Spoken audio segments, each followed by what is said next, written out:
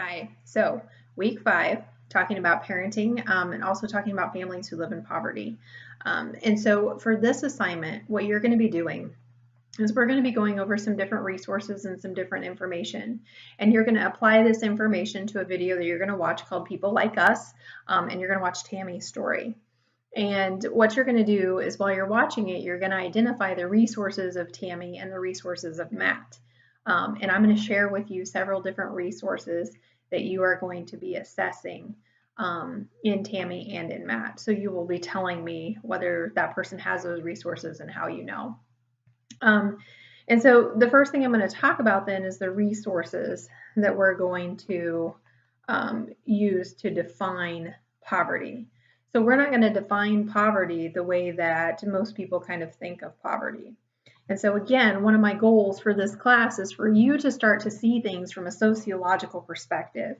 What are the macro level issues? What are the micro level issues that are happening that impact people and families every day? And I want you to be able to see things differently. And that's always my hope for you, is that you see things a little differently, whether you agree with it or not, that you become open and you kind of see something or can add something to what you already know. So there are a lot of different causes of poverty that people will state. Some people are like, it's the behavior of the individual. If the individual would just do this, they wouldn't be in poverty. And there are some people that understand that it's not just the behaviors of the individual, because sometimes it is the behaviors of the individual. But you have to look on a larger level and look at what are the different policies and bureaucracies and all of those things that are in place that prevent people from getting out of poverty, because there's a lot of that. You will watch the wealth distribution video that's on here too. It kind of shows you how wealth is distributed in our country, which creates issues for a lot of people. There are a lot of people at the top. When you see the wealth distribution video, there are a lot of people in the top percentage of this country who benefit from people being at the bottom. There are lots and lots of reasons. There's exploitations, there's all kinds of causes of poverty. And what I want you to understand is there's never just one cause. All of those causes play together to create poverty in this country and for families. And so the way we're going to define poverty, instead of just money, is going to be the extent to which an individual does without resources. So the extent to which you and I do without certain resources will determine whether we are impoverished or not impoverished.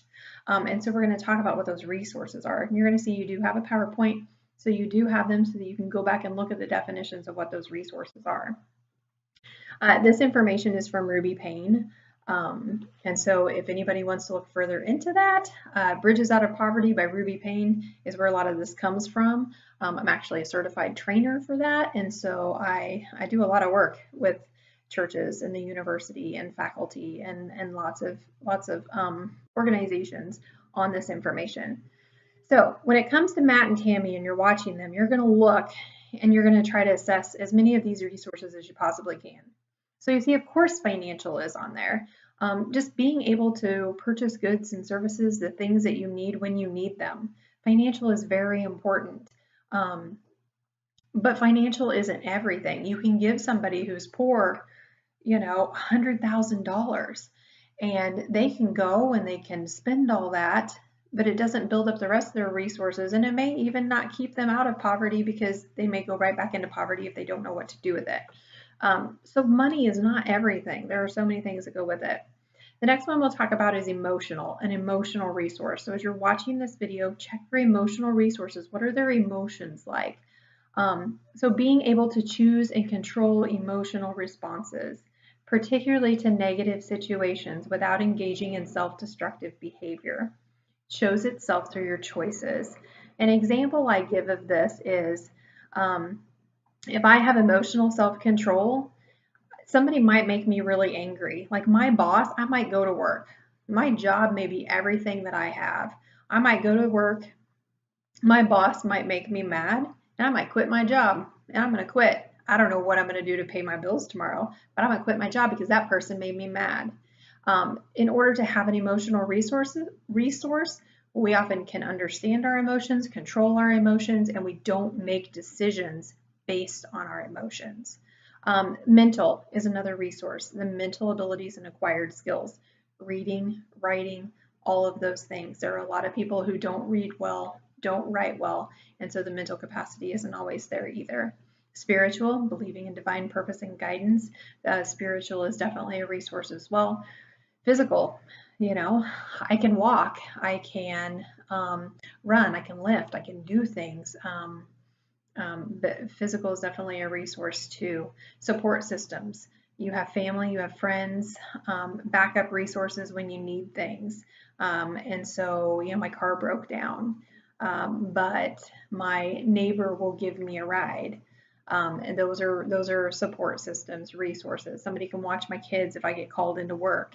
And so relationships and role models are another resource. Frequent access to adults who are appropriate and nurturing and do not engage in destructive behavior. There are a lot of children in this world that do not have frequent access to adults like that, and are missing that resource. Knowledge of hidden rules. I don't have time to talk to you guys about the hidden rules, so you can leave that one out, because there are definitely hidden rules to living in poverty and hidden rules to living in middle class.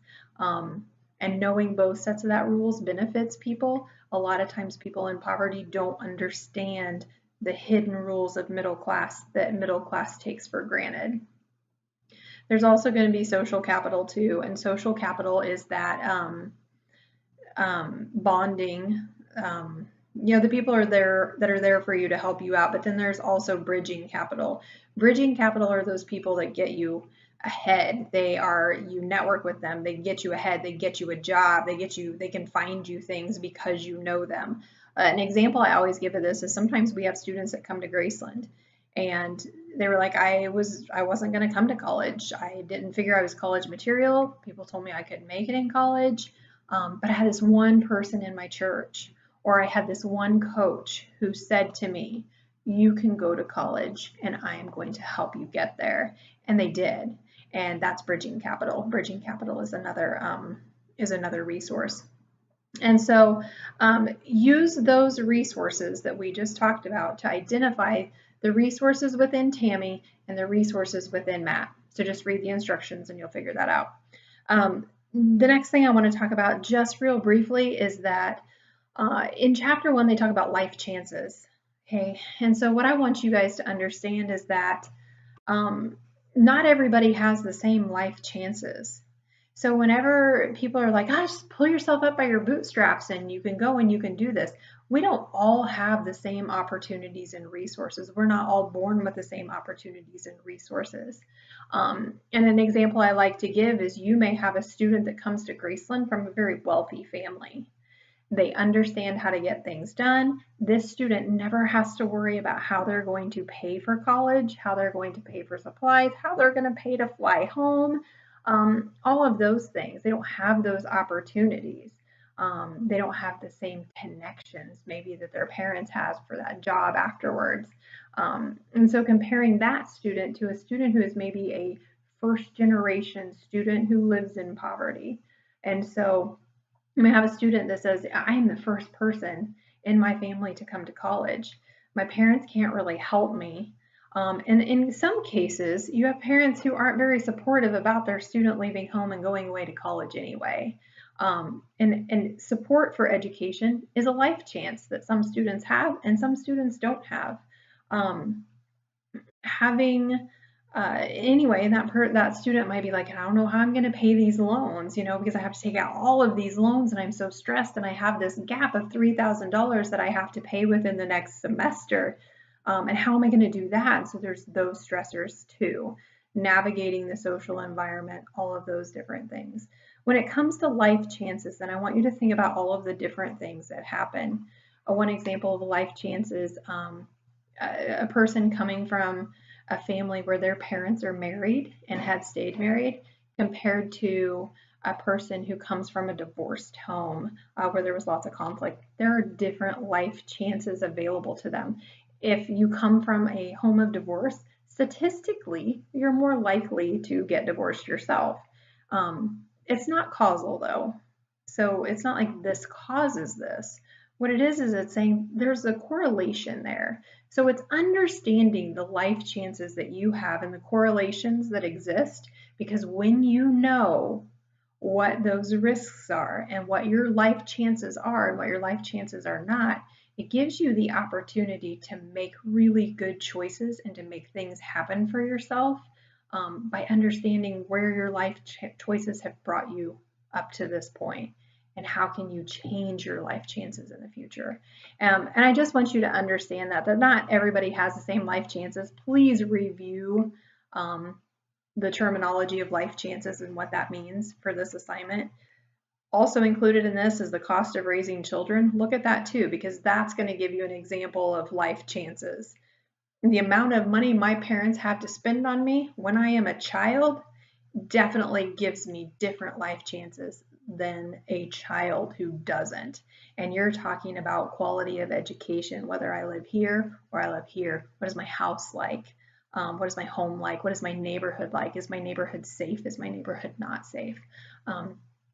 Lots of different things fall under life chances. So understand life chances, understand resources, watch people like us, and get that homework done.